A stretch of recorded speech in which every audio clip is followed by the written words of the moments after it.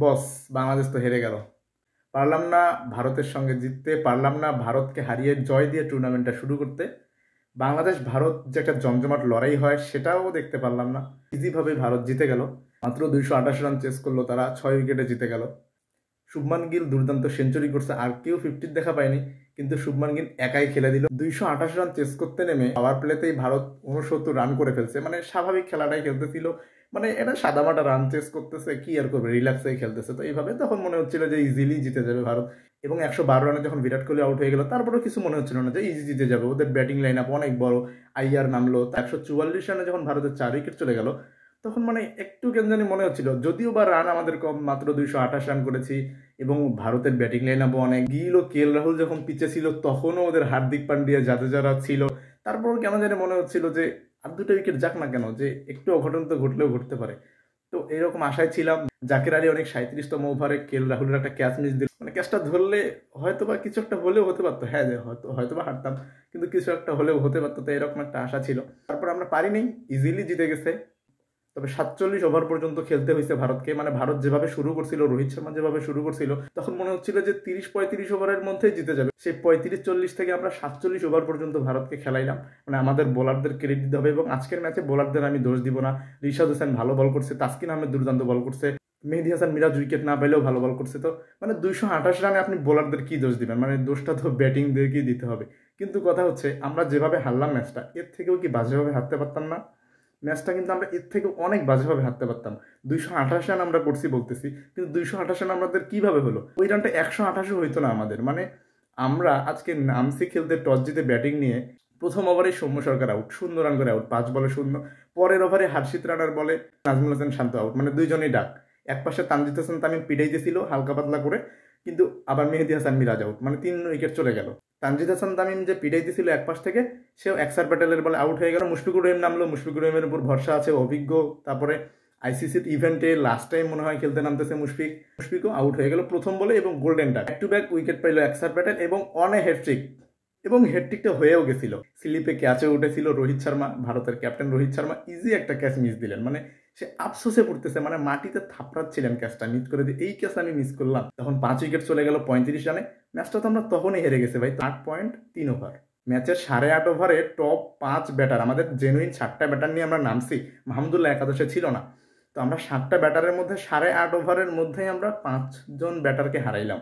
তো এই ম্যাচের আর বাকি থাকে কি মাত্র 35 রান। তো সেই 35 রান 5টা উইকেট চলে গেছে 2জন ব্যাটার, তাওহিদ হৃদয় এবং জাকের আলী অনেক। তো এরা সর্বোচ্চ কত করবে? এরা যদি দুইজনের যে কোনো একজনও 50-60 রানের মধ্যে আউট হয়ে যায়, মানে 50-60-এর দিকে আউট হয়ে যায়, তাহলেও তো রানটা 100 হয় না। জাকের আলী অনিক এবং তাওহিদ হৃদয় দুজনই 154 রানের একটা জুটি করছেন। ভারতের বিপক্ষে ওয়ানডেতে 6ষ্ঠ উইকেটের সর্বোচ্চ রানের জুটি ওইটা ছিল। তাওহিদ হৃদয় এবং জাকের আলী অনিকের 154 রানের জুটিটা বাংলাদেশকে একটু আশা দিচ্ছিল। বাংলাদেশ মানে 35 রানে যখন 5 উইকেট চলে গেল, তারপর তো আশা আর কিচ্ছু থাকে না। 154 রানের জুটিটা ভেঙে গেল, জাকের আলী আউট হয়ে গেল, 68 রান করলো। আরেক প্রান্তে কিন্তু তাওহিদ হৃদয় ছিলেন, এবং তাওহিদ হৃদয় সেঞ্চুরি করে ফেলছে।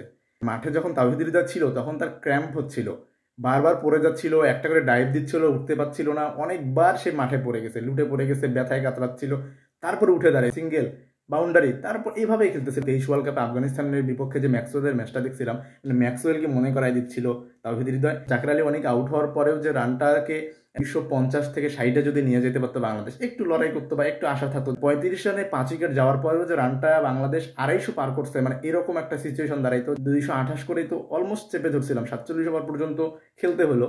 যদি রানটা 260 বা 55-60 হইতো, হয়তো বা একটু আশা থাকতেই পারতো। রানটা বাংলাদেশের 250 পার হইতো সম্ভবত। তাওহিদ হৃদয় যদি পিড়াইতে পারতো, তাওহিদ হৃদয় কিন্তু পিড়াইতে পারেনি। মানে পিচে ছিল, তার ক্র্যাম্পের জন্য পিড়াইতে পারতেছিল না, সিঙ্গেল নিচ্ছিল, বাউন্ডারি তেমন মারতে পারে নাই, মানে পিড়াইতেই পারছে না, মানে তার গায়ে শক্তি নাই। শেষ পর্যন্ত সেঞ্চুরিটা পাইছে। এটা আজকের দিনের প্রাপ্তি বাংলাদেশের ফ্যানদের জন্য। আমাদের টপ অর্ডার ব্যাটাররা প্রত্যেক ম্যাচেই খারাপ করে, মানে প্রত্যেক ম্যাচে দেখা যাবে যে পাওয়ার প্লের মধ্যে আমাদের 3-4টা উইকেট করে নেয়। মোহাম্মদ শামি তাদের দুর্দান্ত বল করছে, 5 উইকেট নিচ্ছে শামি। হর্ষিত রানা 3 উইকেট পাইছে। একসার ব্যাটেল তো 1 ওভারে 2 উইকেট নিল, এবং হ্যাটট্রিক চান্সও হয়েছিল তার। বাংলাদেশ 1 থেকে 10 ওভারের মধ্যে প্রথম 5 উইকেট হারাইছে, এবং 11 থেকে 40 ওভারের মধ্যে কোনো উইকেট হারায়নি। মানে জাকের আলী অনেক এবং তাওহিদ হৃদয় দুজনেই খেলছেন, মানে 11 থেকে 20 ওভারের মধ্যেও কোনো উইকেট যায় নাই, 21 থেকে 30 ওভারের মধ্যেও কোনো উইকেট যায় নাই, 31 থেকে 40 ওভারের মধ্যেও কোনো উইকেট যায় নাই।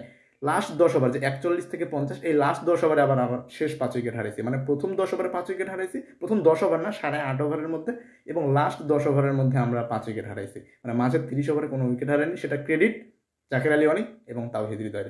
শুধু 35 রানে 5 উইকেট যাওয়ার পরও যে 228 পর্যন্ত আমরা গেছি, এটাও ক্রেডিট তাওহিদ হৃদয় এবং জাকের আলী অনেক। বোলাররা 228 রান টার্গেট নিয়ে মোটামুটি ভালোই লড়াই করছে। হ্যাঁ, প্রথম দিকে মনে হচ্ছিল যে ভারত ইজিলি চেস করবে, কিন্তু তারপরে কেন জানি ভারতকে খুব চেপে ধরছে স্পিনার রিশাদ এবং মেহেদী হাসান মিরাজ, স্পেশালি তাসকিন আহমেদ তো দুর্দান্ত বল করছে। তাসকিনের প্রতি আরও আশা আমাদের আগামী ম্যাচগুলোতে।